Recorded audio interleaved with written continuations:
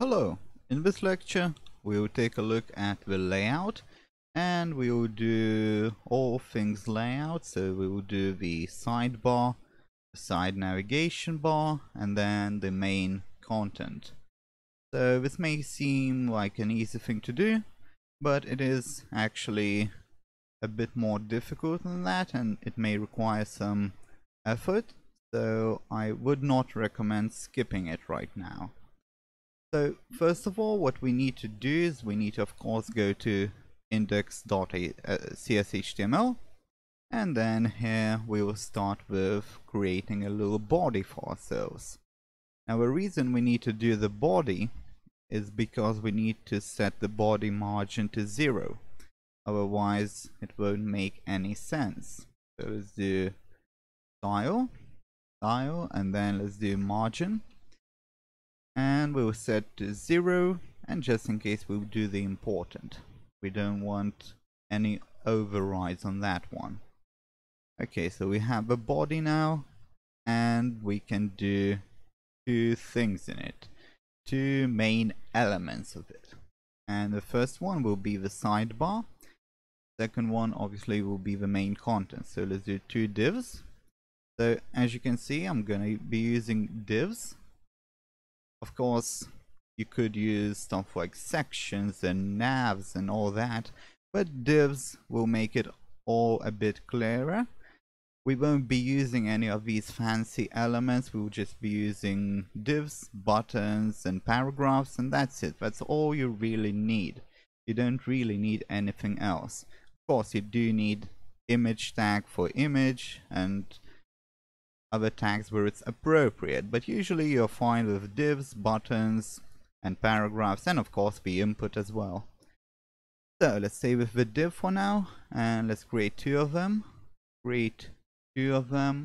And let's do another one, so that's 2.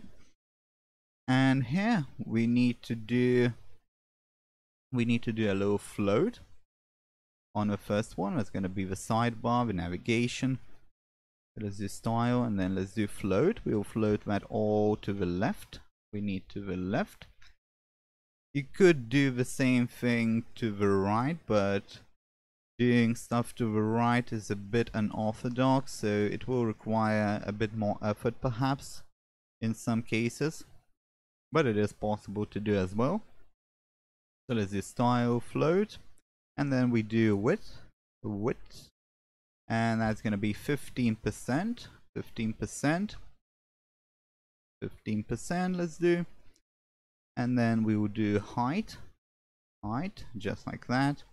And height will be a bit more interesting. Height we will do this the h thing, not px, not percent, but the h, just like that. Remember, this is very important because we need the full height. We want the full height.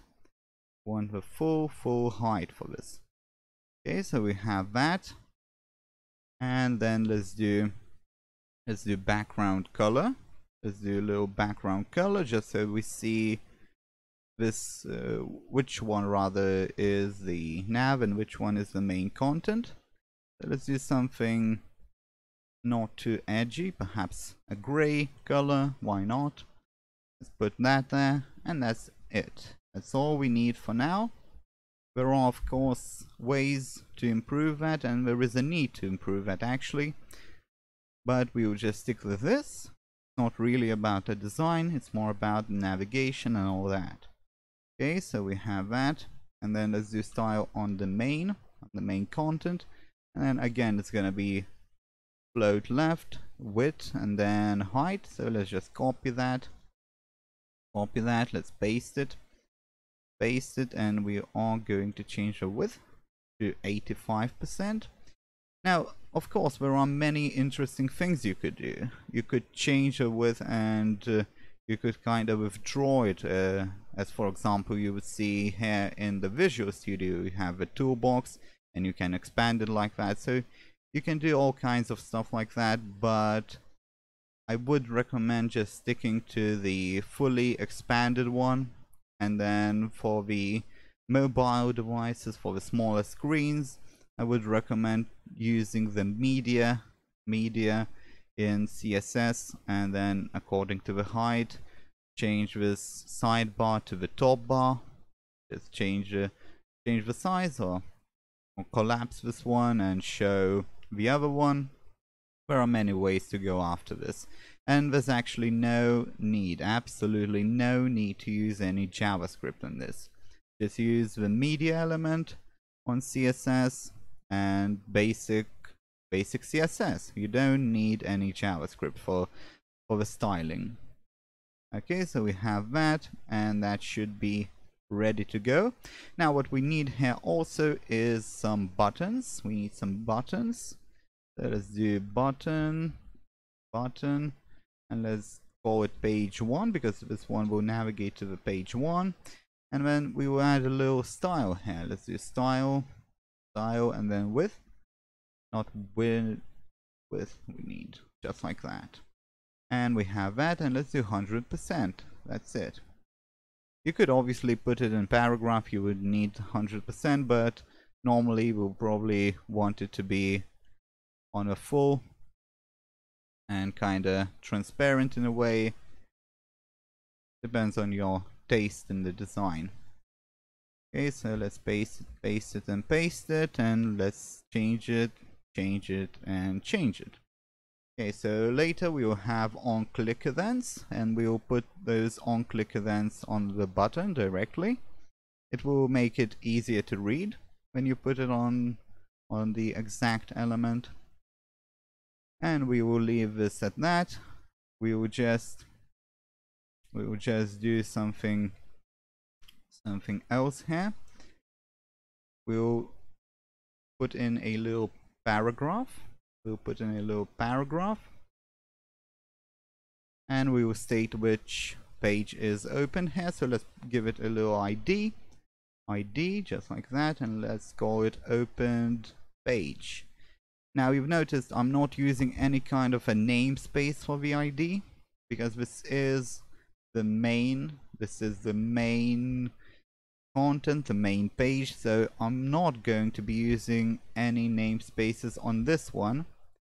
However, I am going to try to keep it separate from the other pages, and then later we will look at the JavaScript for specific page and how to deal with those namespaces, with those clashes for the name and all that.